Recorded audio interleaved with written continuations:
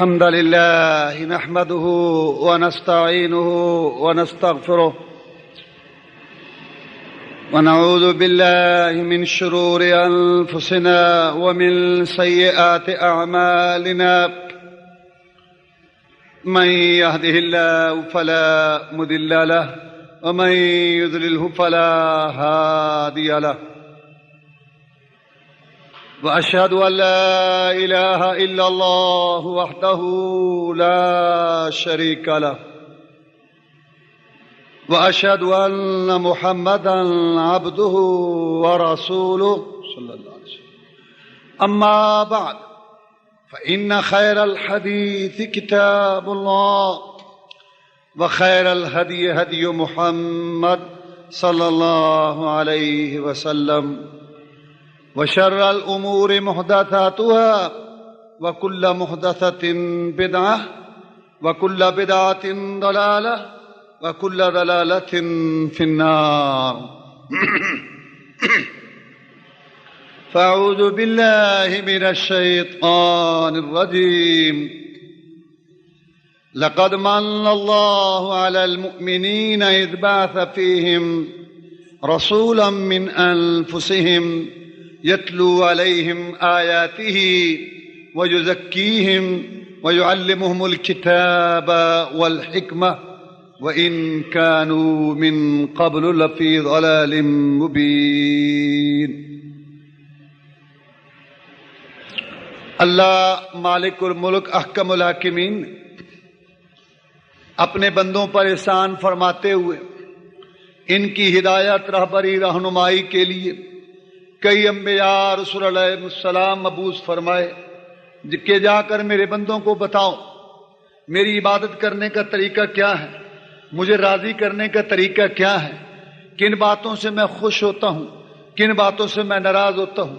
ہر شخص میں یہ صلاحیت نہیں ہے کہ وہ اللہ کا پیغام لے سکے اور وہی کو کیچ کر سکے. اس کے لیے اللہ تبارک و تعالیٰ نے کئی انبیاء رسول علیہ السلام کو مبعوث فرمایا. اسپیشل قسم کے لوگ عقل و دانش مندی کے لحاظ سے، فہم و فراست کے لحاظ سے، تقوی پرہیزگاری کے لحاظ سے، اللہ کی محبت کے لحاظ سے، بندوں کی ہمدردی خیر خواہی کے لحاظ سے، اور دنیا میں ایک خاندانی طور پر شخصی طور پر وجاہت مرتبہ رکھنے کے لحاظ سے اللہ تعالیٰ نے ان لوگوں کو ممتاز بنایا پوری انسانیت میں انبیاء اور رسول علیہ السلام کی جماعت کو. اور اس سنہری سلسلے کی آخری کڑی سید الاولین والآخرین امام الانبیاء والمرسلین جناب محمد الرسول اللہ صلی اللہ علیہ وسلم تشریف لائے. آپ پر اللہ نے یہ سلسلہ ختم کر دیا. نبوت والا، رسالت والا، وحی والا، پیغام بھیجنے والا، فرشتہ اتارنے والا، رہنمائی ہدایت دینے والا، بندوں کی رہنمائی کرنے والا سلسلہ نبوت رسالت والا اللہ نے محمد رسول اللہ پر ختم کر دیا. سلسلہ ختم ہو، بس اس کے بعد قیامت آئے گی اور جو ہے نا کوئی نبی رسول نہیں آئے گا. یہی وجہ ہے کہ آپ فرماتے ہیں بعثت انا والساعہ کہاتین، کہ میں اور قیامت اس طرح، آپ نے 2 انگلیاں کھڑی کی کہ اس طرح بھیجے گئے ہیں. کیا مطلب ہے اس کا؟ کہ میرے اور قیامت کے درمیان کوئی اور نبی رسول نہیں آئے گا. قیامت تک کے لیے میری نبوت، میری رسالت، میری لائی ہوئی شریعت جو ہے وہی بندوں کے لیے اللہ کی طرف سے پیغام ہوگا اور وہی ضروری ہے اور اسی کی پابندی لازمی. اللہ تعالیٰ نے محمد رسول اللہ صلی اللہ علیہ وسلم کو بھیجا تو پہلے نبیوں رسولوں کو بھی اس کے متعلق بتایا. اللہ نے فرمایا وَإِذْ أَخَذَ اللَّهُ مِيثَاقَ النَّبِيِّينَ لَمَا آتَيْتُكُم مِّن كِتَابٍ وَحِكْمَةٍ ثُمَّ جَاءَكُمْ رَسُولٌ مُّصَدِّقٌ لِّمَا مَعَكُمْ لَتُؤْمِنُنَّ بِهِ وَلَتَنصُرُنَّهُ قَالَ أَقْرَرْتُمْ وَأَخَذْتُمْ عَلَىٰ ذَٰلِكُمْ إِصْرِي قَالُوا أَقْرَرْنَا قَالَ فَاشْهَدُوا وَأَنَا مَعَكُم مِّنَ الشَّاهِدِينَ. اللہ تعالیٰ نے نبیوں سے ایک وعدہ لیا، ایک ساری پبلک، ساری دنیا سے لیا اپنی توحید کا، الوہیت کا وعدہ، اور ایک نبیوں سے وعدہ لیا جناب محمد رسول اللہ علیہ وسلم کی نبوت اور رسالت کا کہ اگر تمہاری زندگی کے اندر وہ رسول آ جائیں، آپ نے اپنی نبوت رسالت کتاب کو چھوڑ کر ان کی پیروی کرنی ہے اور ان پر ایمان لانا ہے اور ان کی مدد کرنی. ایک مفہوم اس عہد کا یہ ہے کہ اس سے مراد ہر نبی ہے. اللہ ہر نبی سے، تمام نبیوں سے وعدہ لیا کہ تیرے بعد یا تیری موجودگی میں جو نبی تیرے بعد جو نبی آنے والا ہے اگر تیری موجودگی میں آ جائے تو تو نے اپنی نبوت چھوڑ کے اس پر جو ہے ایمان لانا، اس کی تائید کرنی۔ ایک مفہوم یہ ہے اس آیت کا، اور ایک مفہوم اس آیت کا یہ ہے کہ نہیں، سارے نبیوں رسولوں سے اللہ نے جناب محمد الرسول صلی اللہ علیہ وسلم کی نبوت رسالت کا وعدہ لیا کہ اگر تم میں سے کسی کی زندگی میں موجودگی میں وہ آخری نبی رسول آ جائے تو آپ پر ان کی اطاعت اور ان کی تابعداری یہ لازمی ہوگی اور ان پر ایمان لانا ہوگا۔ حتیٰ کہ نبیوں اور رسولوں کے دادا پردادا جناب ابراہیم علیہ السلام کا دور آیا، انہوں نے اللہ کے گھر سے بیت اللہ کی تعمیر کی، اور جب بیت اللہ بن گیا، یہ اعزاز حاصل کر لیا، اللہ کا گھر بنایا، یہ ایک محنت تھی، یہ ایک مزدوری تھی، اللہ کے حکم کی تعمیل تھی، یہ ایک نیک کام تھا، یہ ایک نیکی تھی۔ اس کے بعد اللہ سے صلہ مانگا۔ ویسے اللہ ہر وقت سنتا ہے، اللہ تعالیٰ کا وعدہ ہے میں اپنے بندوں کی سنوں گا۔ یہ تو مشرک لوگ اللہ پر تہمت لگاتے ہیں کہ اللہ نہیں سنتا، جب تک وسیلہ صدقہ نہ دو جی، جب تک واسطہ نہ دو جی اللہ نہیں سنتا۔ اللہ نہیں سنتا، ان ظالموں کا عقیدہ ہے، اللہ نہیں سنتا جب تک وسیلہ واسطہ نہ ڈلوایا جائے۔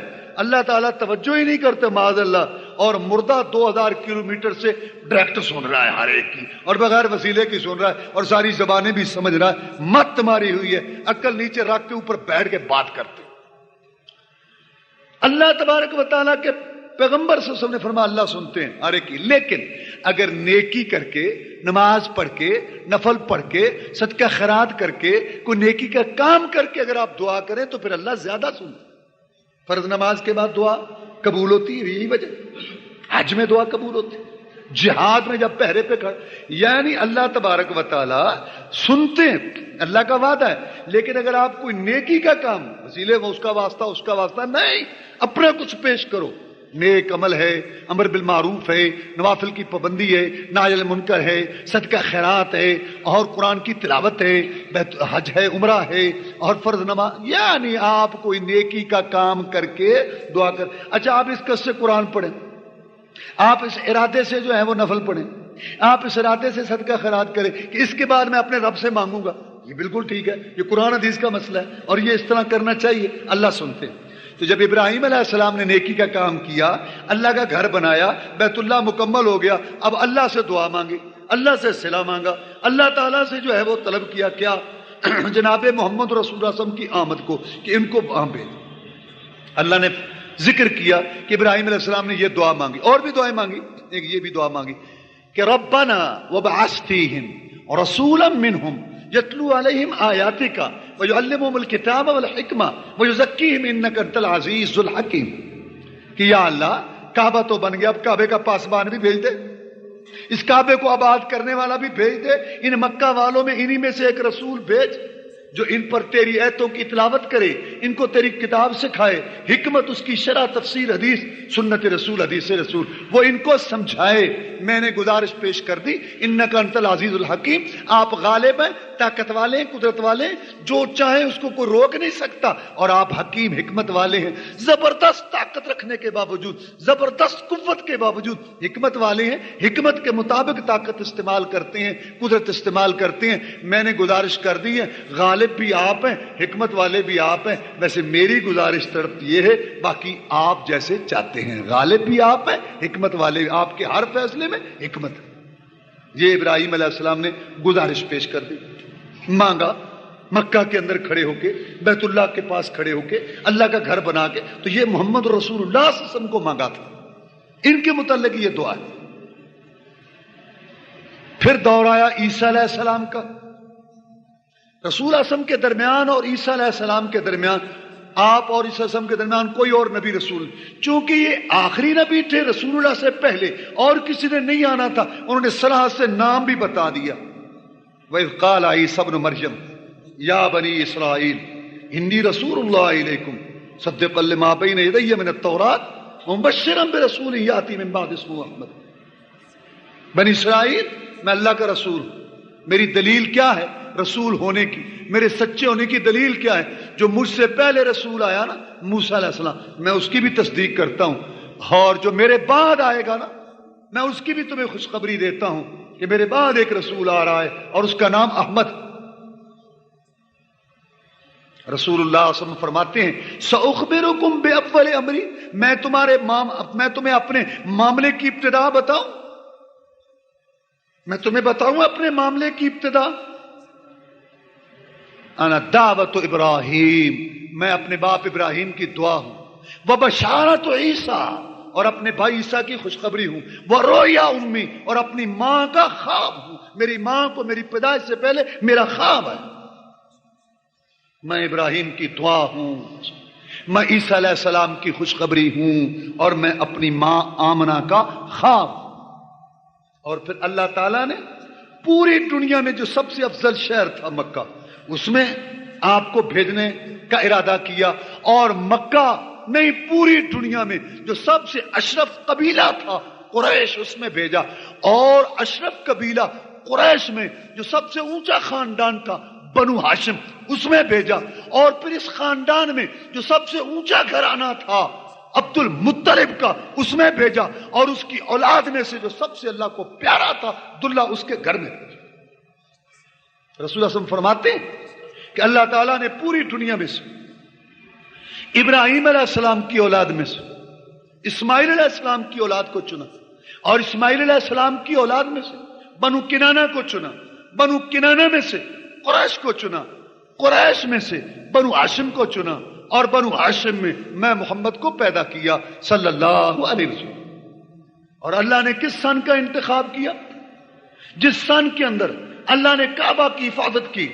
ابرا عیسائی متعصب کافر اس کو لشکروں سمیت، ہاتھیوں سمیت تیش نیش کر کے پوری دنیا کو حیران کر کے اللہ تعالیٰ نے رکھ دیا یہ معجزہ رونما کرا کے کہ ان کو ہاتھیوں سمیت تباہ کر دیا، جو کعبہ کو تباہ جو ہے مٹانے کے لیے اور ختم کرنے کے لیے آ رہا تھا. اللہ نے یہ پیغام دیا کہ اب دنیا کے طاغوتوں کی چھٹی ہونے والی ہے، جو منمانیاں کرتے تھے، اپنی اپنی تہذیبیں چلاتے تھے، فرعون بن کے اور دنیا کے مالک بن کے بیٹھے ہیں. اب ان کی چھٹی ہونے والی ہے. اب دنیا کے ایک عظیم انسان آنے والا ہے جو مخلوق کو اللہ کے دروازے پر جھکائے گا اور سب کو جو ہے اللہ تبارک و تعالیٰ کی طرف رجوع ان کو جو ہے راغب کرے گا، اور ان کو آزاد انسانوں کے طور پر جیسے ان کو ماؤں نے چنا، ایسے اللہ کی عبادت اور میری اطاعت، یعنی کہ میرے پیغمبر کی اطاعت صلی اللہ علیہ وسلم کی ہوگی. یعنی ہاتھیوں کا لشکر جس سال تباہ ہوا، عام الفیل ہاتھیوں والا سال، اسی سال اللہ نے جناب محمد رسول اللہ کو پیدا فرمایا. آپ عبداللہ کے گھر، جو عبد المطلب کے بیٹوں میں سے ایک بیٹے تھے، وہ فوت ہو چکے تھے.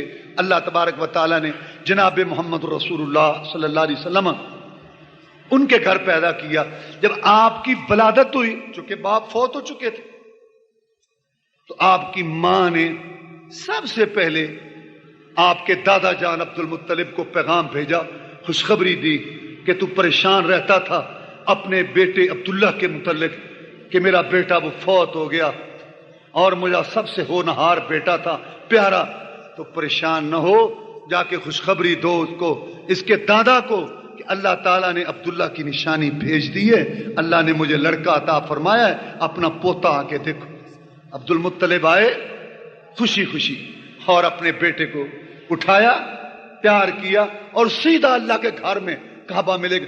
سب سے پہلے جب محمد کی آمد ہوئی صلی اللہ علیہ وسلم، تو اللہ تعالیٰ نے سب سے پہلے یہ پسند کیا کہ اپنے اس پیغمبر کا چکر پھیرا بیت اللہ کا لگوائے، تاکہ اللہ تعالیٰ یہ بتا دینا چاہتے تھے لوگوں کو، اور لوگوں کو پتہ چل جائے کہ یہ جو میرا گھر ہے عظمت والا جو میں نے بنوایا تھا، اس کا پاسبان میں نے محمد کو مقرر کر دیا صلی اللہ علیہ وسلم، ابراہیم کی اولاد میں سے. وہاں گئے اور بہت ساری دعائیں کی اللہ سے، اور اللہ کا شکر ادا کیا، آپ کے لیے دعائیں کی، اور پھر آپ کا نام اس نے تجویز کیا محمد صلی اللہ علیہ وسلم. محمد کا معنی جس کی سب تعریف کریں. جب لوگوں کو پتا چلا عبد المطلب کو مبارکیں ملنے لگی، تو لازمی بات ہے پھر نام کا بھی سوال آتا ہے. عبد المطلب اپنے پوتے کا نام کیا رکھا ہے آپ نے؟ محمد صلی اللہ علیہ وسلم. محمد ایسا نام تو پہلے کبھی بھی نہیں تھا صلی اللہ علیہ وسلم جس کی سب تعریف کریں. تو انہوں نے کہا کہ ٹھیک ہے، بچے پیدا ہوتے ہیں، تیرا بچہ ان سے اہم ہوگا، خوبصورت بھی ہے، اچھا بھی ہوگا ہیں اور ایک عظیم گھرانے میں پیدا ہو. لیکن یہ کیا بات ہوئی کہ محمد جس کی ساری دنیا تعریف کرے؟ کچھ عجیب سی لگتی ہے بات صلی اللہ علیہ وسلم. انہوں نے کہا تم اس کو دیکھ لو، اگر وہ محمد نام کے قابل ہے، مستحق ہے تو رہنے دینا.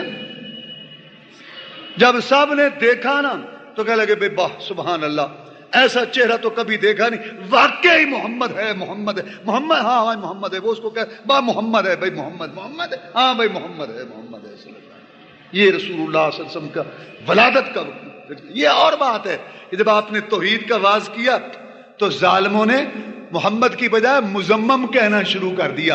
وہ کہتے ہیں مزمم ایسا ہے، مزمم کی یہ بات، مزمم ایسا ہے، مزمم ایسا. صحابہ کرام رضوان اللہ علیہ مجمعین نے عرض کی کہ اللہ کے رسول صلی اللہ علیہ وسلم ہمیں بڑی پریشانی ہوتی ہے جب آپ کا یہ نام لیتے ہیں اور پھر آپ کو گالیاں دیتے ہیں، برا بھلا کہتے ہیں. آپ نے فرمایا کیسے تم تعجب نہیں کرتے؟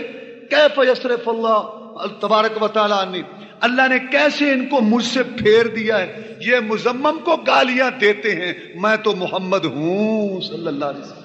کیسا نام. اور آپ نے میں میرے اور نام بھی ہیں، میں محمد بھی ہوں، میں احمد بھی ہوں. محمد کا معنی جس کی سب تعریف کریں، اور احمد کا معنی جو سب سے زیادہ اللہ کی تعریف کرے. سبحان اللہ. سب سے زیادہ اللہ کی تعریف کرنے والا دنیا میں وہ محمد رسول اللہ صلی اللہ علیہ وسلم. سب سے زیادہ آپ نے اللہ کی تعریف کی.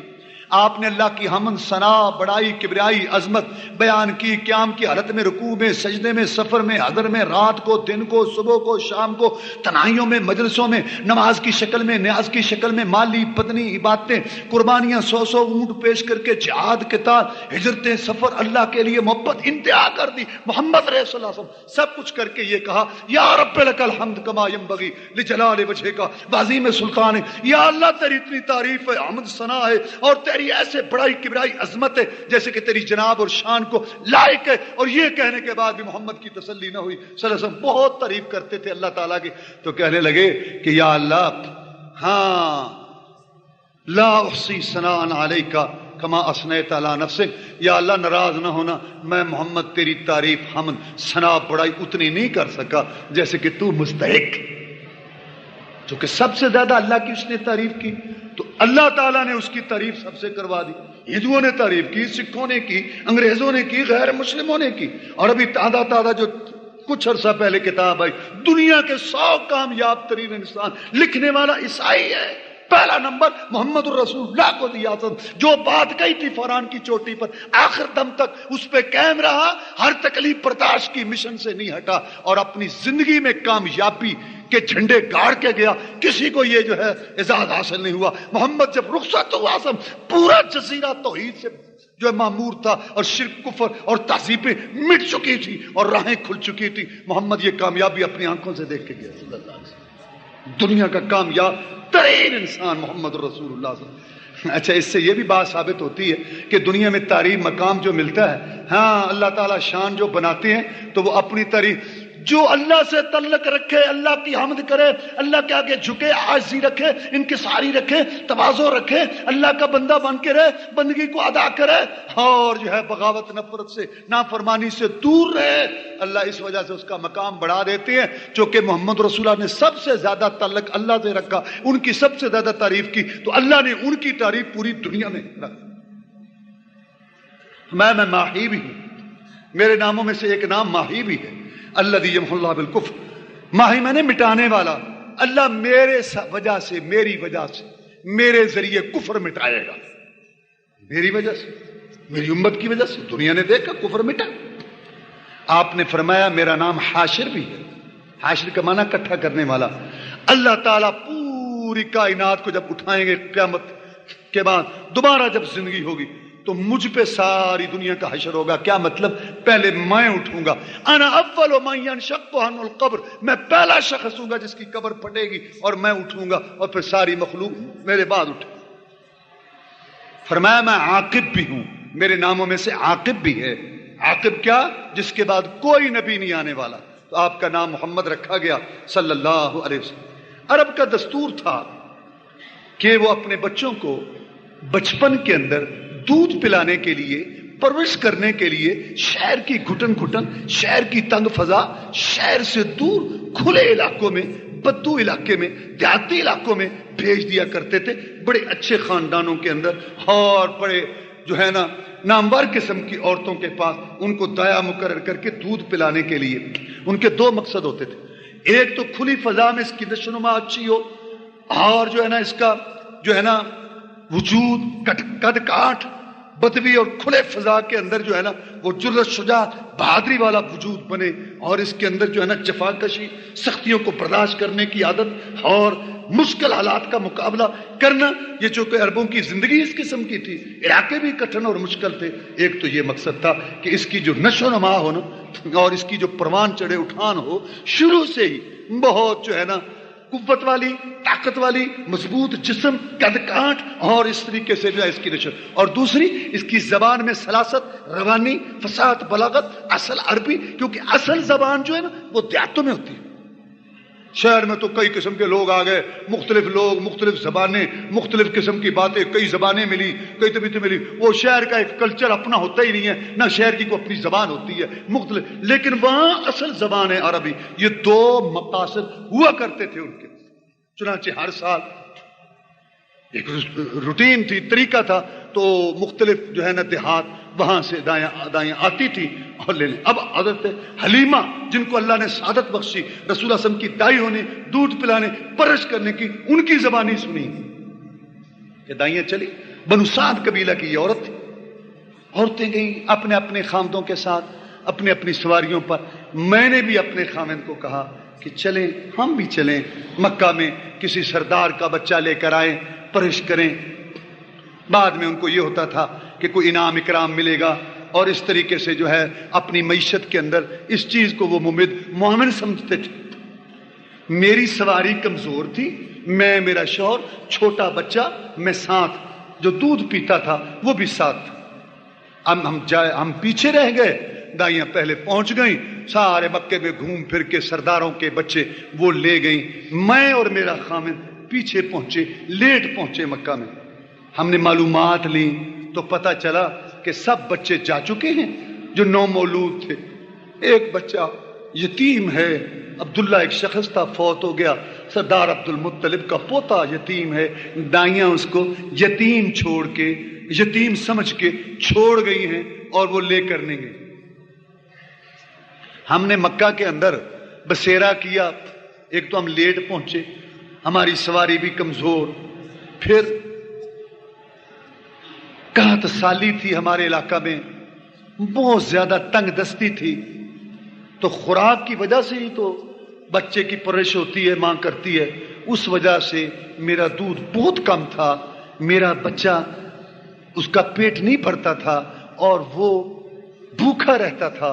मजबूरी थी, जो हमारी ऊँटनी थी वो भी दूध पूरा नहीं देती थी। हमारे इलाके में कहत पड़ा हुआ था, तंगी का साल था, खुश्क साली का, तो बड़ी ये भी परेशानी थी। और बच्चा रात को सोता नहीं था, हम जागते रहते थे, मैं और मेरा शौहर। कभी वो उसको पकड़ के बैठता, कभी मैं पकड़ के बैठती। ये हमारी कैफियत थी। मक्का में हमने रात गुजारी इस तरह जागते जागते, थके हुए आए।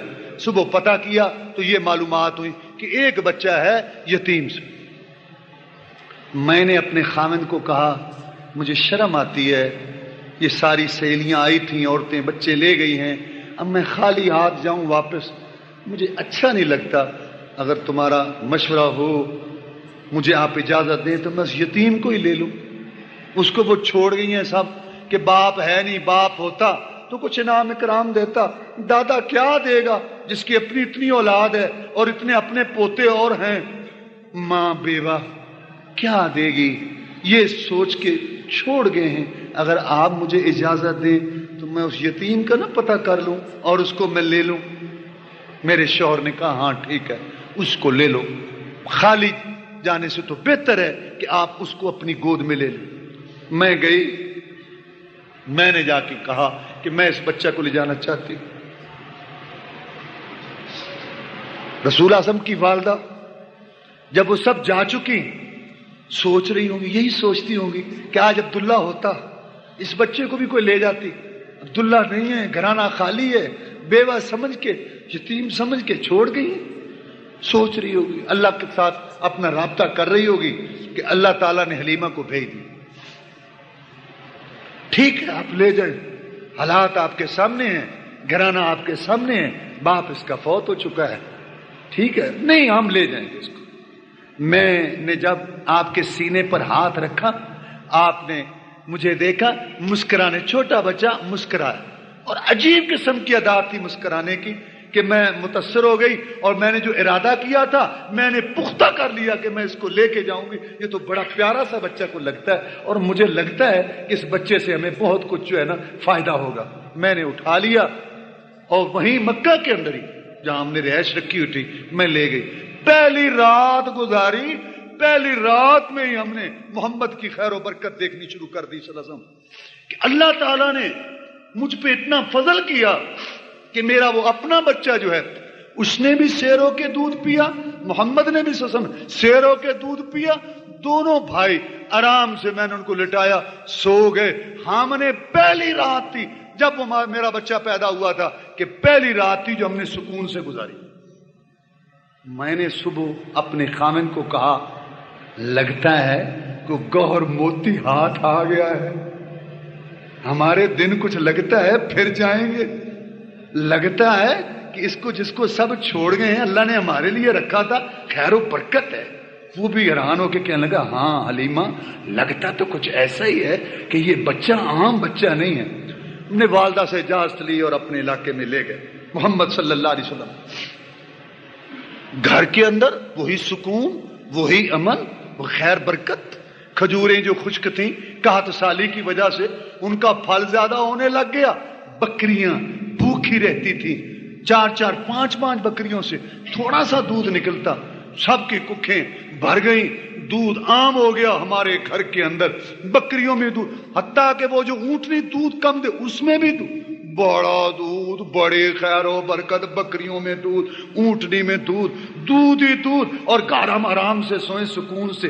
جب یہ بات پھیلی نا ہمارے خاندان میں, ہمارے گاؤں علاقے میں, تو لوگ اپنے چرواہوں کو ڈانٹنے لگے. ارے تم کہاں بکریاں چرا کے آتے ہو, جہاں حلیمہ کی بکریاں چرتی ہیں وہاں چرایا کرو. بھوکی بکری لے کے آتے ہو, دیکھو حلیمہ کی بکریاں کتنی وہ شیر ہے اور کتنا وہ دودھ دیتی ہیں. وہ چرواہوں کو غصے ہوتے, غلاموں نوکروں کو, ان کو کیا پتا تھا کہ یہاں کیا کیا کیا ہو رہا ہے. بہرحال یہ بات تھی کہ وہ چرواہوں کو غصے ہوتے تھے کہ وہاں بکریاں چرایا کرو جہاں حلیمہ کی بکریاں چرتی ہیں. دیکھو کیسے مالا مال ہے یہ گھرانہ. دودھ سے معاملہ چلتا رہا.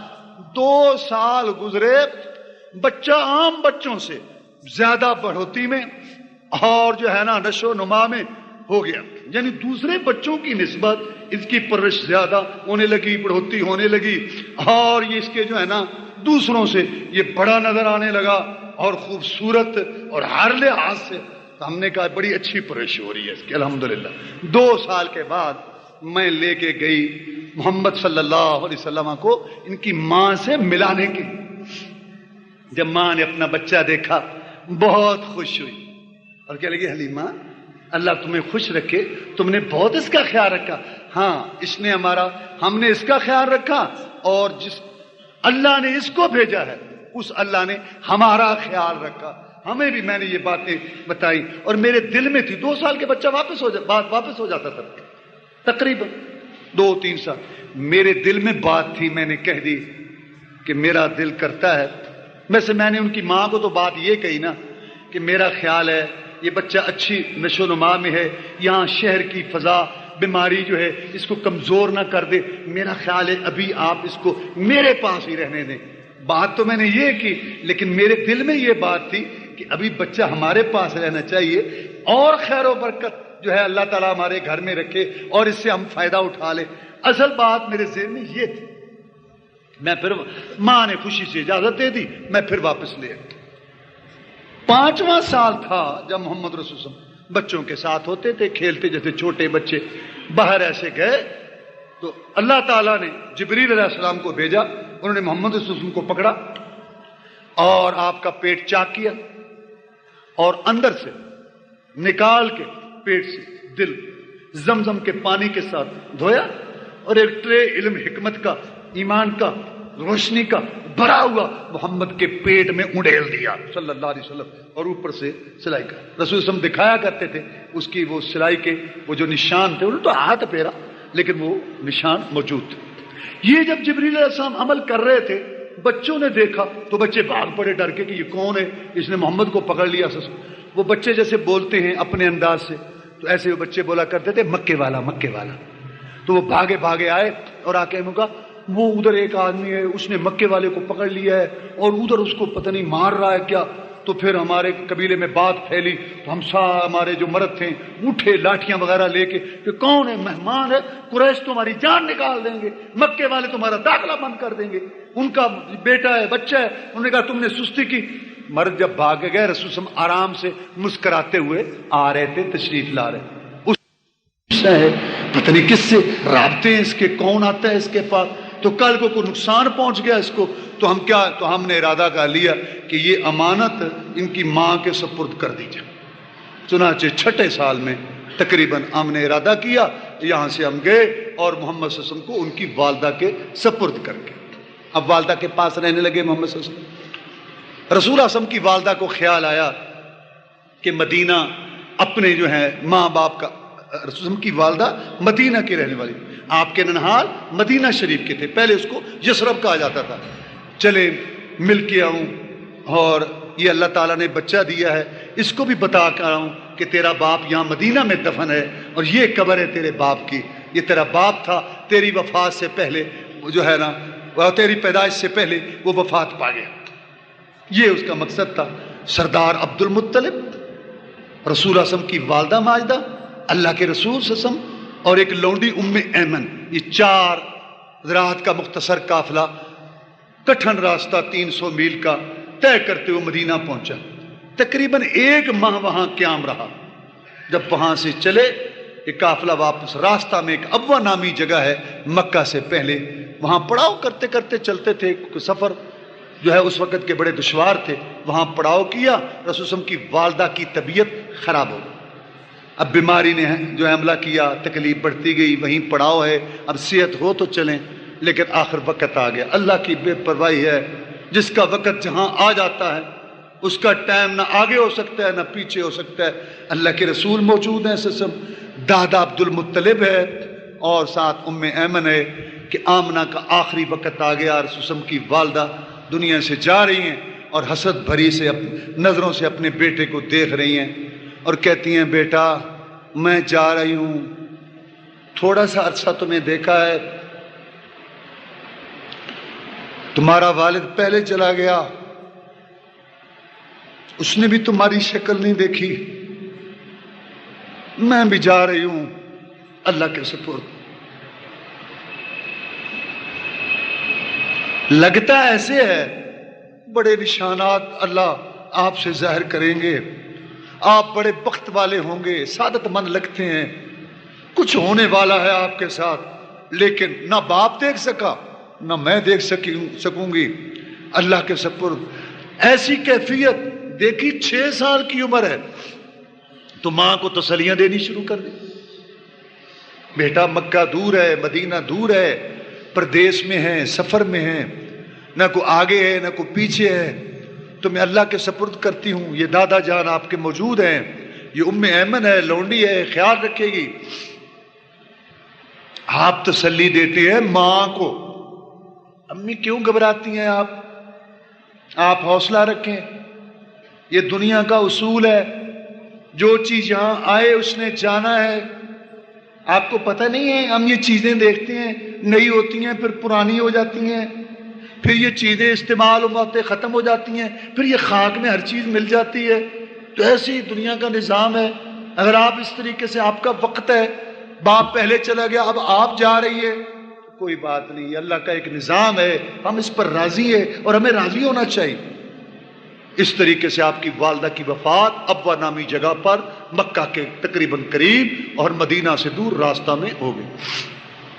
سردار عبد المطلب اپنے پوتے کو اور ام ایمن کو لے کے مکہ میں پہنچے، بہت پریشان ہوئے، باپ فوت ہو گیا تھا پہلے، اس کا ماں پہلے فوت ہو گئی، میں بوڑھا ہوں، یہ بچہ میرا پوتا یہ کوئی معمولی نہیں لگتا. کیا بہرحال اس کی پرش عبد المطلب نے شروع کر دی. اپنے ساتھ ساتھ کعبہ میں جائیں، اپنے پوتے کو اٹھا کے جائیں، انگلی پکڑ کے ساتھ لے کے جائیں، اکثر ساتھ. اور پھر آگے جہاں جاتے آگے، کیونکہ یہ سردار تھے، ان کا مقام بیت اللہ کے قریب ہوتا تھا، وہاں ایک فرش بچھایا جاتا، بہترین قسم کی چادر سردار عبد المطلب کے لیے، کیونکہ یہ کعبے کا متولی تھے، پاسبان تھا. اور جتنے بیٹے عبد المطلب کے تھے اس چادر کے ارد گرد ادب سے بیٹھ جاتے. سردار عبد المطلب آتے، وہ اس پہ بیٹھتے، فیصلے کرتے لوگوں کے، لوگ اپنے معاملات پیش کرتے. یہ کعبہ کے متولی تھے. اب رسول صلی اللہ علیہ وسلم چھوٹے تھے، جب آپ آتے عبد المطلب ابھی دادا نہ آئے ہوتے تب بھی اس چادر پہ آ کے بیٹھ جاتے، اور اگر آئے ہوتے تو پھر بھی پاس. تو چچے کہتے محمد پیچھے ہٹو، پیچھے بابا بیٹھیں گے نا، پیچھے ہٹو.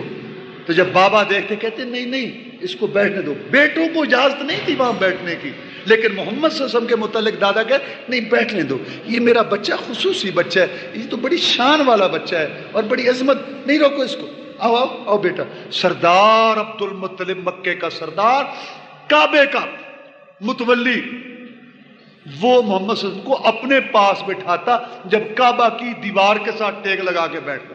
شاید اللہ تعالیٰ یہ کام کرواتا عبد المطلب سے دنیا کو بتانے کے لیے کہ اسی نے تو کعبہ کی پاسبانی کرنی ہے، اس کو کیوں پیچھے ہٹاتے ہو، یہ تو کعبے کا پاسبان ہے، کعبے کی پاسبانی اس نے کرنی ہے. بالآخر 8 سال کی عمر ہوئی تو سردار عبد المطلب بھی دنیا سے جانے لگا. اس کا بھی وقت آ گیا. اس کو ایک اپنے جانے کا غم، ایک اپنے پوتے کا غم. اپنی اولاد میں سے ابو طالب کو بلایا، کہا بیٹا تمہیں سارے معاملے کا پتہ ہے، بھائی کا جانا، عبداللہ کا رخصت ہونا، اس کا بیٹا ہے، ماں بھی نہیں ہے اس کی، بیٹا باپ بھی نہیں ہے اس کا، میرے ساتھ مانوس تھا، میں ہر وقت اس کو اٹھائے رکھتا، پاس بٹھاتا تھا، کھانا کھلاتا تھا، پاس سلاتا تھا. کعبہ ملے، میرے بیٹے میرے ساتھ وعدہ کرو اس کا خیال رکھو گے، پوری حمایت کرو گے اور اس کی حفاظت، تربیت، پرورش، ہر طرح کے اس کی جو ذمہ داری کا عہد کرو میرے ساتھ، تم میرے بیٹے ہو. کہا بابا آپ بے فکر ہو جائیں، یہ میرا بیٹا ہے، میں اس کا خیال رکھوں گا. ابو طالب نے پھر حق ادا کیا. وہ تو قسمت تھی ابو طالب کی کہ اس کو ایمان نصیب نہ ہوا، لیکن حمایت میں، حفاظت میں، نگرانی میں، تعلیم میں، تربیت میں، محمد کے لیے غصہ کرنا، اس کے لیے لوگوں کے ساتھ ابو طالب کی زندگی کا یہ معیار بن گیا، جو محمد کا ہے وہ میرا ہے، میرے ساتھ اس کا تعلق ہے. جس کا محمد سے تعلق نہیں نا، چاہے میری اولاد میں سے چاہے کوئی ہے، اس کا میرے ساتھ بھی کوئی. ابو طالب نے انتہا کر، یہ اسی کا ہی تو شعر ہے نا کہ واللہ لن یصلوا الیک بجمعہم حتی افسد فی التراب دفینا. میرے بھتیجے، یہ جماعتیں جب گھٹے تیری مخالفت کرنے والے تجھے کبھی نقصان نہیں پہنچا سکیں گے جب تک تیرا چچا زندہ ہے. مر گیا، مٹی میں دفن ہو گیا، چلا گیا، پھر کا پتہ نہیں ہے. اپنے جیتے جی تجھ پہ کوئی کسی قسم کی جو ہے نا آنچ نہیں آنے دوں. اس طرح رسول اللہ صلی اللہ علیہ وسلم کی تربیت پرورش ہوئی، ایک آج سے آگے، دوسرے میں، دوسرے سے تیسرے میں منتقل ہوئے. بالآخر جب آپ جوان ہوئے، جفا کشی والی زندگی آپ نے اختیار کی، محنت والی. بکریاں آپ نے چرانی شروع کر دی، مکہ والوں کی بکریاں چرائیں. کچھ بڑے ہوئے، سوچا چچا نے دادا سے وعدہ کیا ہے، وہ نبھا رہا ہے، چچا کی بھی اولاد زیادہ ہے، بیٹیاں بھی ہیں، بیٹے بھی ہیں، اور حالات کی تنگی ہے، کیوں بوجھ بنوں. کیا محمد کی سوچ تھی صلی اللہ علیہ وسلم. تو بکریاں چرانی شروع کر دی. چچا میں بکریاں، مکہ والوں کی بکریاں نہ چراؤں، مجھے انہوں نے پیشکش کی ہے تو یہ میں بکریاں چراؤں. کہا بھتیجے گزارا ہوتا ہے بات نہیں، چچا مجھے جا. بکریاں چراتے تھے. جب اللہ کے رسول نبی ہو گئے، رسول ہو گئے، ساتھیوں کے ساتھ ایک جہاد کے سفر سے واپس آ رہے تھے، ساتھیوں کو آپ نے ٹائم دیا، موقع دیا کہ ذرا گھوم پھر لو، پڑا ہوئے ذرا گھوم پھر لو، تفریح، یہ درخت ہیں یہاں سے پیلو کے پھل وغیرہ کھا لو، ذرا آرام کر لو. آپ بھی ایک جگہ کھا رہے تھے درخت سے پیلو، یہ جو ون کا درخت ہے نا جس کی یہ مسواکیں ہوتی ہیں، اس پہ درخت پہ لگتے ہیں پیلو کے. یہ مختلف رنگ کے ہوتے ہیں، سفید بھی ہوتے ہیں، سرخ بھی ہوتی ہیں، سیاہ بھی ہوتی ہیں. سیاہ زیادہ میٹھے ہوتے ہیں. تو آپ نے اپنے ساتھیوں کو کہا علیکم بالاسود، یہ پیلو جو ہے نا تم پھل کھا رہے ہو لوگ، سیاہ سیاہ کھاؤ، سیاہ سیاہ، یہ بڑے اچھے ہوتے ہیں اور بڑے میٹھے ہوتے ہیں. صحابہ کرام رضوان اللہ علیہ مجمعین نے تعجب سے پوچھا جناب آپ کو کیا پتا پیلو کا، یہ کون سی پیلو کا درخت اچھا ہوتا ہے؟ کہ لگتا ہے جیسے بکریاں چراتے رہے ہو. یہ تو بکری والوں کو پتا ہوتا ہے جنہوں نے جگہ جگہ گھومنا ہوتا ہے، ایک ایک جگہ پہ، اور درختوں کے ایک ایک سے واقف، اور ان کے پھلوں اور ان کی تاثیر خاصیت اور بوٹیوں سے واقف ہوتے ہیں، جو جنگلوں میں جن کی زندگی بسر ہوتی ہے. لگتا ہے جیسے آپ بکریاں چراتے رہے. اللہ کیا تواضع تھی محمد میں صلی اللہ علیہ وسلم، حالانکہ ان کو پتہ بھی نہیں تھا. تو آپ نے یہ نہیں ہے کہ بات چھپائی ہو کہ نہیں اب مجھے اللہ، ہاں میں نے بکریاں چرائی ہیں، میں مکہ والوں کی بکریاں چراتا تھا، وہ مجھے چند کی رات دیتے تھے، مجھے یہ مزدوری ملتی تھی، میں مکہ والوں کی یہ مزدوری کرتا تھا اور میں بکریاں چراتا تھا. میرے ساتھیوں میں نے بکریاں چرائی ہیں، اور اللہ کا ہر نبی جو گزرا اس نے بکریاں چرائی ہیں، میں نے بھی چرائی. تو اللہ کے رسول صلی اللہ علیہ وسلم اللہ تبارک و تعالیٰ نے کچھ کام بھی لیے اس دور میں. آپ کی سوچ فکر، اصابت فکر، ارادہ کی پختگی، تواضع عاجزی، ہمدردی خیرخواہی کا جذبہ، جیسے کہ سارے جہاں کا درد میرے دل میں ہے، ان اوصاف کی وجہ سے آپ نمایاں ہو گئے لوگوں میں. لوگوں کا آپ سے پیار اور آپ کی محبت جو ہے وہ بہت بڑھ گئی. مکہ والوں نے ایک معاہدہ کیا قبائل میں. اس کا سبب یہ بنا کہ ایک زبید نامی شخص مکہ میں آیا، اس سے کام لیا ایک قبیلے نے لیکن مزدوری نہیں دی. سودا کیا، اس کے پیسے جو ہے وہ رکھ لیے. بڑا افسوس ہوا مکہ والوں کو. تو پھر ایک معاہدہ ہوا جو حلف الفضول کے نام سے مشہور ہے تاریخ کے اندر، سیرت کے اندر، کہ بھئی جو مظلوم ہوگا اس کی مدد کریں گے، جو کسی کا حق دبائے گا اس سے حق لے کے دیں گے، یہاں کوئی ظلم ستم نہیں ہوگا. رسول اللہ فرماتے ہیں میں بھی اس معاہدے میں شامل تھا اور مجھے بڑی خوشی ہے کہ میں اس معاہدے میں شامل تھا جو عبداللہ بن جدعان کے گھر میں ہوا تھا. میں آج اسلام کے بعد جب اسلام آ چکا ہے اب بھی میں اس معاہدے کو اچھا سمجھتا ہوں. اگر آج اسلام کی حالت میں اس دور میں بھی مجھے ایسے معاہدے کی طرف بلایا جائے جو مظلوم کی حمایت کے لیے ہو تو میں محمد صلی اللہ علیہ وسلم اس میں بھی شامل ہوں گا. اور وہ جو میں نے معاہدہ کیا تھا وہ مجھے سب سے زیادہ پسند ہے. مجھے عرب کا سب سے قیمتی مال سرخ اونٹ اتنے پسند نہیں ہے جتنا مجھے وہ معاہدہ پسند ہے جس میں شریک تھی. تجارتی قافلے جایا کرتے تھے شام کے اندر. مکہ میں ایک بڑی مشہور عورت تھی، بڑی مالدار اور بڑی معزز عورت ختیجہ. اس کا مال لوگ لے کے جایا کرتے تھے شام میں مزاربت کے طور پر، اور نفع میں پھر شراکت ہوتی تھی. جب اس نے رسول اللہ صلی اللہ علیہ وسلم کی جفا کشی، محنت، تواضع، امانت، صدق، وفا، ہمدردی، خیرخواہی، دوسرے کا خیال اور دوسرے کا احساس، یہ اوصاف سنے نا تو اس نے آپ کو پیغام بھیجا کہ میرا مال اگر آپ لے جائے شام میں تجارت کے لیے تو میں آپ کو یہ مال دیتی ہوں، تو آپ تجارت کریں، نفع میں اتنا حصہ آپ کا ہوگا. رسول اللہ صلی اللہ علیہ وسلم نے اپنے چچا سے مشورہ کیا، انہوں نے کہا بڑی غنیمت کی بات، یہ عورت اس کا مال لینے کے لیے تجارت میں تو بڑے بڑے لوگ انتظار کرتے ہیں، وہ خود پیشکش کر رہی ہے. تو رسول اللہ صلی اللہ علیہ وسلم اس کا مال لے کے، اس کا غلام تھا میسرہ اس کے ساتھ، اور بھی قافلہ مکہ سے جا رہا تھا، شام میں گئے بیچنے کے. لیکن منڈی میں جب آپ نے کھجوروں کے ڈھیر لگائے تو وہ دو تھے. کہا لوگوں یہ کھجوریں ہیں، مکہ سے آئی ہیں، اس کا یہ ریٹ ہے، یہ ہے بھاؤ ہے. یہ کھجوریں بارش ہو گئی تھی بھیگ گئی ہیں، یہ کھجوریں صحیح نہیں ہیں، کھانے کے اتنے قابل نہیں ہیں، ذرا اس سے ہلکی ہیں، بارش کی وجہ سے بھیگ گئی تھی نا، اگر کوئی لینا چاہے اس بھاؤ وہ مل جائے. لوگ حیران تھے، ایسا تاجر تو کبھی دیکھا ہی نہیں. ایسا تاجر بھی ہوتا ہے؟ کیسا تاجر ہے؟ کھجور علیحدہ علیحدہ کر کے بتا رہا یہ کھجور یہ کھجور یہ. ابھی نبوت رسالت نہیں ملی تھی، پیغام نہیں آیا تھا. کیا محمد کی سوچ تھی اور کیا امانت اور صداقت تھی. باقی راستہ میں ان کا جانا آنا جو غلام نے دیکھا، خاموشی، دوسرے کا احساس، ہر لحاظ سے مال کا دھیان رکھنا، ضائع نہ ہو، مال کو نقصان نہ پہنچے، مال کا خسارہ نہ ہو، مال کا ان کو فائدہ ہو، مجھے بھی فائدہ ہو. یہ سارے جب خیالات دیکھے اور سارے یہ اعمال دیکھے تو غلام نے آ کے خدیجہ کو بتایا کہ یہ تو آدمی عجیب ہے. بڑی تعریف کی اور بتایا یہ کیسا ہے, ایسا تو میں نے آج تک دیکھا ہی نہیں. خدیجہ نے یہ باتیں سنی اور بھی مال دیا اور بالآخر بعد میں نکاح کا پیغام بھی بھیج دیا. وہ عورت جس کو مکہ کے بڑے بڑے رئیس اور بڑے بڑے سردار پیغام بھیجتے تھے اور وہ انکار کر دیتی تھی, اس نے خود پیغام بھیجا محمد رسول اللہ صلی اللہ علیہ وسلم کی طرف کہ میں آپ سے شادی کرنا چاہتی ہوں. آپ نے اپنے چچوں سے مشورہ کیا.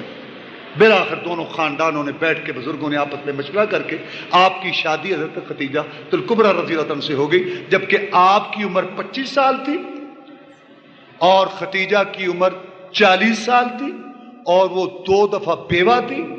آپ سے 15 سال بڑی تھی اور آپ نے اس سے شادی کی اور 25 سال خدیجہ کے ساتھ گزار دیے. 50 سال تک محمد کی اور شادی نہیں ہوئی صلی اللہ علیہ وسلم. اللہ تعالیٰ نے ابراہیم کے علاوہ ساری اولاد اس خدیجہ سے دی. بڑا بیٹا پیدا ہوا قاسم, جس کی وجہ سے آپ کی کنیت ابو القاسم. پھر اللہ نے لڑکیاں دی, زینب, رقیہ, ام کلثوم, فاطمہ, عبداللہ. عبداللہ کا لقب ہے طیب بھی طاہر بھی. اور ایک بیٹا ماریہ قبطیہ سے تھا, ابراہیم. یہ آپ کی اولاد. بچے چھوٹے بچپن میں ہی فوت ہو گئے, لیکن بیٹیاں جوان ہوئیں, انہوں نے اسلام کو پایا, رسول اللہ صلی اللہ علیہ وسلم پر ایمان لائیں اور سب بیٹیاں رسول اللہ صلی اللہ علیہ وسلم کی زندگی میں ہی وفات پا گئیں سوائے فاطمہ کے. وہ آپ کی وفات کے 6 ماہ بعد فوت.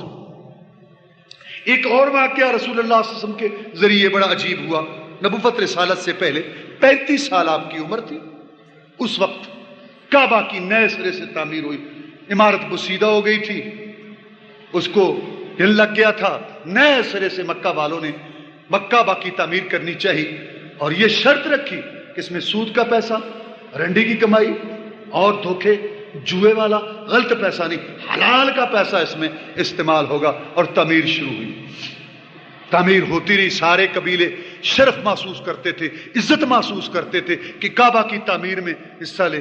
سب جو ہیں وہ تعمیر کر رہے تھے. رسول اللہ صلی اللہ علیہ وسلم بھی اس میں شامل تھے. حجر اسود پر آ کر ہر قبیلہ اپنا اپنا ڈھیر لگا کے بیٹھا تھا پتھروں کا اور اپنا اپنا مٹیریل لے کے بیٹھا تھا. سعادت سمجھتے تھے کہ اللہ کے گھر میں ہم حصہ ڈالیں.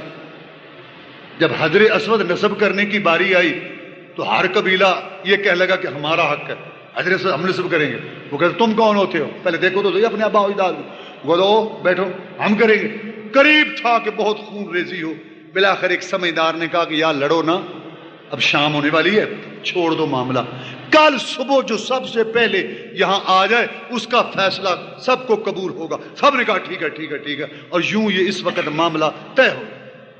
رسول اللہ صلی اللہ علیہ وسلم کو کوئی پتہ نہیں اس بات کا کہ یہ بات ہوئی ہے. آپ تو اکثر کعبہ میں جاتے اور صبح اٹھ کے جاتے.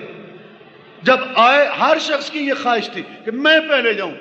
جو بھی آیا دیکھا کہ آگے محمد ہے صلی اللہ علیہ وسلم. صاحب نے جب دیکھا نا, انہوں نے کہا جال صدیق جال امین, او سچا آ گیا, سچا سچا آ گیا سچا.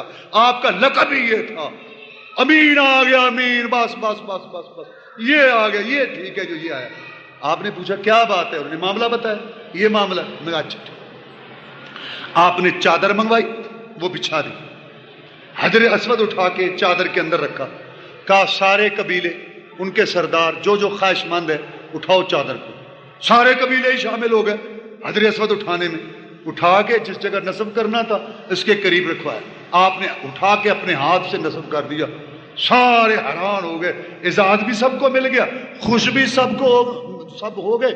اور رسول اللہ صلی اللہ علیہ وسلم کی اس اصابت فکری پر اور اس معاملہ فہمی پر, اس حکمت و دانائی پر, اس دانش مندی پر پورا عرب حاشج کر اٹھا کہ کیسا اللہ نے ہمیں ہیرا دیا ہوا. اتنی بڑی خون ریزی محمد کے اس کام صلی اللہ علیہ وسلم اور کردار سے رک گئی.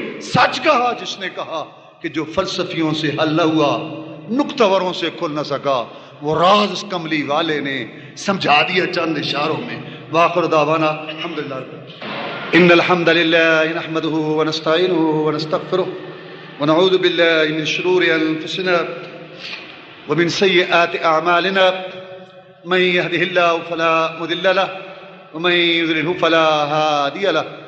واشهد ان لا اله الا الله وحده لا شريك له واشهد ان محمدا عبده ورسوله. اما بعد فإن خير الحديث كتاب الله وخير الهدي هدي محمد صلى الله عليه وسلم وشر الأمور محدثاتها وكل محدثة بدعة وكل بدعة ضلالة وكل ضلالة في النار. اللهم صل على محمد وعلى آل محمد كما صليت على إبراهيم وعلى آل إبراهيم إنك حميد مجيد. اللهم بارك على محمد وعلى آل محمد كما باركت على إبراهيم وعلى آل إبراهيم إنك حميد مجيد. ویسے تو آپ کی ساری زندگی اعلان نبوت سے پہلے مثالی تھی اور انوکھی تھی لوگوں کے سامنے. آپ کو جھوٹ سے نفرت تھی، امانت سچائی کا آپ خیال رکھتے تھے، اس کے پاسدار تھے، مظلوموں کی حمایت کرتے تھے، بیوہ یتیم مسکینوں کا آپ خیال رکھتے تھے. میلوں میں ٹھیلوں میں یہ اس قسم کے جو تماشبینی کے والے پروگرام ہیں ان سے آپ نفرت کرتے تھے، اور غیر اللہ کے نام پر یہ چڑھاوے نظریں آپ نہیں کھاتے تھے. اکثر کعبہ سے آپ کا تعلق تھا. یعنی یہ تو بہت آپ کی زندگی تقریباً اعلان نبوت سے پہلے لوگوں کے سامنے تھی. لیکن خاص طور پر 3 واقعے آپ کے بڑے مشہور ہیں اور عجیب ہیں کہ اس معاشرہ میں رہ کر اللہ تعالیٰ نے آپ کی کیسی رہنمائی کی ہوئی تھی. ایک واقعہ تو یہ ہے کہ اللہ کے رسول صلی اللہ علیہ وسلم کے اسی خاندان قریش میں سے ایک شخص مکہ چھوڑ چکا تھا، شام کے علاقہ میں رہتا تھا. ان کے شرک سے نفرت کرتے ہوئے کہ غیر اللہ کے نام پہ ذبح کرتے ہیں، غیر اللہ کے نام پہ یہ کھاتے ہیں، میں یہاں نہیں رہتا. حضرت اسماء رضی اللہ تعالیٰ نے بیان کرتی ہیں، حضرت عائشہ صدیقہ رضی اللہ تعالیٰ کی بڑی بہن، کہ میں نے اس شخص کو دیکھا تھا. میں چھوٹی سی تھی، جیسے چھوٹی بچیاں بچے گھومتے پھرتے. میں کعبہ کے پاس آتی تو جب لوگ وہاں موجود ہوتے تو وہ ٹیک لگا کے کعبے کے ساتھ کھڑا ہو جاتا، کہتا مکے والوں تم سب ابراہیم کا دین چھوڑ چکے ہو، میں اکیلا ابراہیم کے دین پر ہوں. بس میں اللہ کے نام کا کھاتا ہوں، تم بتوں کے نام کا کھاتے ہو. مجھے یہ بتاؤ، بارش تو اللہ نے دی، اس کو جتنی سمجھ تھی، سبزہ اللہ نے اگایا، بکری نے اس کو کھایا، تو کس کا ہے یہ سارا کچھ؟ اللہ کا ہے. بارش بھی اللہ کی، سبزہ اگایا وہ بھی اللہ کا، زمین بھی اللہ کی، بکری بھی اللہ کی، ساری مخلوق اللہ کی. اور جب تم ذبح کرتے ہو تو لات منات عزا کا نام کیوں لیتے ہو یار؟ اللہ کا نام لیا کرو جس نے اس کو پیدا کیا.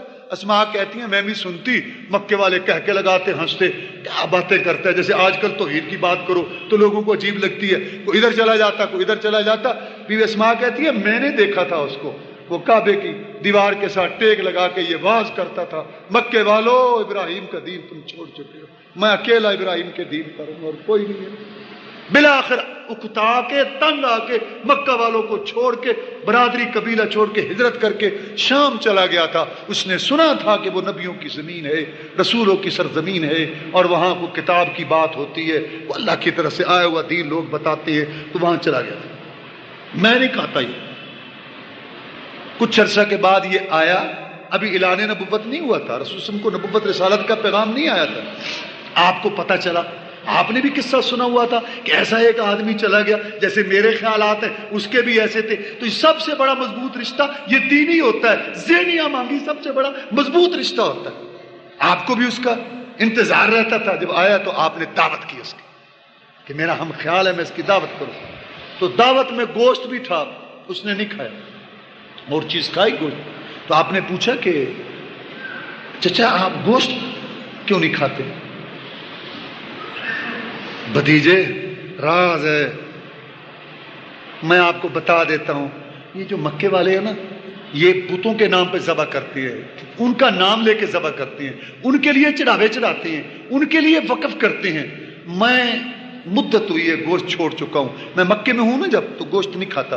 میں اللہ کے نام کا کھاتا ہوں محمد صلی اللہ علیہ وسلم. میں اللہ کے علاوہ کسی کے نام کا نہیں کھاتا. رسول نے فرمایا کھائیں، آپ یہ کھائیں. اگر آپ اللہ کے علاوہ کسی دوسرے کے نام کا نہیں کھاتے، میں محمد بھی نہیں کھاتا. میں نے خود ذبح کیا، پھر اس نے کھایا. یہ واقعہ نبوت رسالت سے پہلے کیسے اللہ نے رحم، جہاں کے تصور بھی نہیں. میں نے بتایا ایک آدمی تھا، وہ زندگی وہ علاقہ چھوڑ کے چلا جا چکا تھا، وہ ان کی زندگی سے تنگ آ گیا تھا. دوسرا واقعہ یہ رسول صلی اللہ علیہ وسلم خود بیان کرتے ہیں کہ میں اور ایک میرا ساتھی تھا، ہم بکریاں چراتے تھے. تو بکریاں عموماً باہر زیادہ تعداد ہے، شہر میں کیسے رہنا، تو باہر ہی رہتے تھے. بکریاں چرائیں، وہاں پہاڑوں میں رہا، باہر رہتے تھے اکثر، کبھی کبھی شہر میں آنا ہوتا تھا۔ ایک دن وہ مجھے کہتا ہے کہ اے محمد صلی اللہ علیہ وسلم، تو بھی یہاں بکریاں چراتا ہے، میں بھی بکریاں چراتا ہوں، اور ہم باہر یہاں رہتے ہیں، مکہ میں بڑی رونق ہوتی ہے، رات کو سنا ہے وہاں مجلس ہوتی ہے، ایک قصہ کرنے والی قصہ سناتی ہے، گانا گاتی ہے، بڑی مجلس لگتی ہے مکہ میں، ہم یہاں رہتے ہیں، ہم اس سے فائدہ نہیں اٹھا سکتے، ایسا کرے ہم آپس میں معاہدہ کر لیں، ایک دن تو میری بکریاں چرا، اس کا خیال رکھ، اور ایک جو ہے نا رات میں خیال رکھوں گا تیری بکریوں کا اور ان کو چراؤں گا، ایک دن میں مکہ میں جاتا ہوں، ایک دن تم جایا کرو، چلو ہم بھی مکہ کی رونق سے جو ہے وہ فائدہ اٹھائیں۔ خود ہی اس نے بات کی اور خود ہی طے کر لیا کہ آج میں چلتا ہوں، میری بکریوں کا خیال رکھو، چلا گیا، رات گزار کے مکہ میں صبح آ گیا، مجھے سارا دن کہتا رہا، بکریاں چراتے تھے، محمد آج تیری باری ہے، آج تو جائے گا، میں چپ رہا، بلاخر شام کے ٹائم اس نے زبردستی مجھے کہا جاؤ یار تم بھی، میں چل پڑا اس کے اصرار پر۔ ابھی مکہ کی آبادی شروع ہوئی تھی، مجھے دور سے آواز آئی، دور سے مجھے سمجھ نہیں آئی کہ کیا آواز ہے، مرد کی ہے یا عورت کی ہے، بس آواز آنی تھی، اللہ تعالیٰ نے میری سننے کی طاقت ساری جو ہے اپنے کنٹرول میں لے لی، اور میں وہاں بیٹھ گیا، اس کے بعد جو ہے مجھے وہیں نیند آ گئی، اور میں صبح اٹھا، وہاں سے واپس ہو کے میں اپنے ساتھی کے پاس آ گیا، میں گیا ہی نہیں۔ یہ کیسا واقعہ ہے، اللہ تعالیٰ نے آپ کی یہ حفاظت کی۔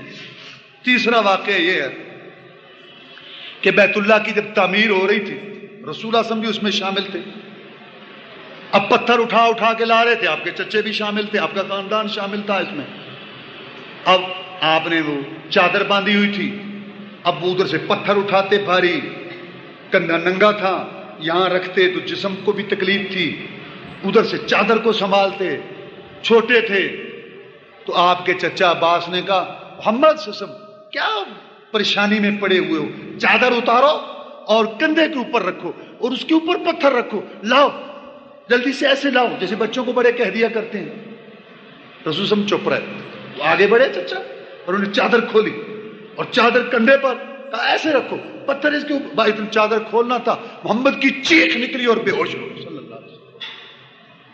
چچا پریشان ہوا، بھاگ کے چادر اوپر ڈالی، اس کے بعد محمد رسول اللہ کو کبھی کسی نے ننگی حالت میں دیکھا، تو اللہ تعالیٰ کی پرورش اور تربیت میں تھے وہ عظیم نبی جو اللہ تعالیٰ نے ہمیں دیا، اب اس کا خیال نہ رکھیں، اس کی قدر نہ کریں، جیسے کہ عام مسلمانوں کی عادت ہے، خاص طور پر پاکستانیوں کی، حکمران بھی اور عوام بھی، سیرت منائی جائے گی، سیرت جناب وہ فوج، یہ سیرت وہ، اور لیکن رسول اللہ صلی اللہ علیہ وسلم کا لایا ہوا قانون وہ پسند نہیں، چونکہ وہ پسند نہیں حکمرانوں کو بھی اور عوام کو بھی۔ عدالتیں مسلمانوں کی، ملک مسلمان کا، کلمے کے نام پہ حاضر ہوا، جج مسلمان، مدعی مسلمان، مدعا علیہ مسلمان، کیس پیش کرنے والے مسلمان، کیس مسلمانوں کا، لیکن فیصلے انگریز کے قانون پر۔ اللہ ہو گیا ناراض، اللہ ناراض ہو گیا، اللہ نے ہندو مسلط کر دی، جاؤ۔ اللہ نے کہا تمہیں میرا قانون اچھا نہیں لگتا، باتیں بناتے ہو، جو حکمران آتا ہے ہم اس کو حکومت دیتے ہیں، بجائے ہمارا شکریہ ادا کرنے کے، شکر کے وہ اسلامی قانون کے خلاف ہو جاتا ہے، اور تم عوام بھی سنجیدہ نہیں ہو اسلام کے مطابق فیصلے، ورنہ حکومت نے تمہاری وہ گردن پکڑ رکھی ہے، یہ شادی غمی کے مسائل، لین دین کے، یہ مارکیٹوں کے، یہ بازار کے، یہ گلیوں محلوں کے، یہ برادریوں قبیلوں کے، اگر تم قرآن حدیث کے مطابق حل کرو تو تمہیں وہ حکومت تو خود کہتی ہے پنچایتوں میں حل کرو، نہیں، تمہارا بھی دل نہیں چاہتا، جب تمہارا دل بھی نہیں چاہتا اور حکمرانوں کا بھی نہیں چاہتا تو اللہ نے ہندو، وہ جو ہندو بت پوج کے آیا نا ایک ماں، اس کو اللہ تعالیٰ نے تم اوپر مسلط کر دیا ہے کہ 16 کروڑ عوام وہ اس کو دیکھ رہے ہیں، اور جناب عجیب جو ہے نا اڑنگا پٹخنی اور ڈھینگا مشتی چل رہی ہے کہ وہ ہندو کی طرف، ہندو فیصلہ کرے گا، یہ بغیرتی کی انتہا ہے اور یہ اللہ کی ناراضگی ہے کہ ہندو تمہارا فیصلہ کرے گا، وہ ہندو جو 1000 سال تک ہمارے پوٹ چاٹتے رہے، اب وہ اوپر حکمران بنا بیٹھا ہے، اب وہ جو کہے گا سب دیکھتے ہیں کہ یہ کیا کہے گا، وہ اندر وہ سوچتا ہوگا، اور ہندوستان کے ہندو بھی سوچتے ہوں گے کہ کیسی پاگل قوم ہے، پہلے ثقافت ہماری لے لی، رسم و رواج ہمارے لے لیے، پھر ایک دین بچا تھا، دین میں بھی وفات کے بعد تیسرے دن 7ویں دن 40 وہ بھی ہمارے طریقے لے لیے، اور یہ پھر عرس میلے، یہ جو سارے ٹھیلے ہمارے اپنا لیے، سارا کچھ تو یہ ہمارے والا کلچر، اب ان کی عدالتوں میں بھی ہم پہنچ گئے، اب حکم ہم ہندو کریں گے اور یہ عمل کریں گے، لا حول ولا قوت الا باللہ، اللہم نجنا من هذه الشياطين ومن هذه القوانين. اللهم اعز الاسلام والمسلمين، اللهم انصر الاسلام والمسلمين، اللهم انصر الجهاد والمجاهدين، اللهم اذل الشرك والمشركين، اللهم انا نجعلك في نحورهم ونعوذ بك من شرورهم، اللهم اشف مرضانا ومرضى المسلمين، اللهم اكفنا بحلالك عن حرامك واغننا بفضلك عمن سواك، اللهم انا نسألك العفو والعافية والمعافاة في الدنيا والآخرة، يا مصرف القلوب صرف قلوبنا على طاعتك، اللهم انا نسألك الجنة الفردوس، اللهم اجرنا من النار، اللهم انا نسألك علما نافعا وعملا متقبلا ورزقا طيبا. سبحان ربك رب العزة عما يصفون وسلام على المرسلين والحمد لله رب العالمين. دار الاندلس پیش کرتے ہیں اسلامی سی ڈی، اسلامی کیسٹ اور اسلامی کتب، MP3 فلٹر پر نئے ترانے اور تقاریر کی ریکارڈنگ. القادسیہ سی ڈی، کیسٹ اور کتب لائبریری، 4 لیک روڈ، چوبرجی چوک، لاہور. فون 72305449.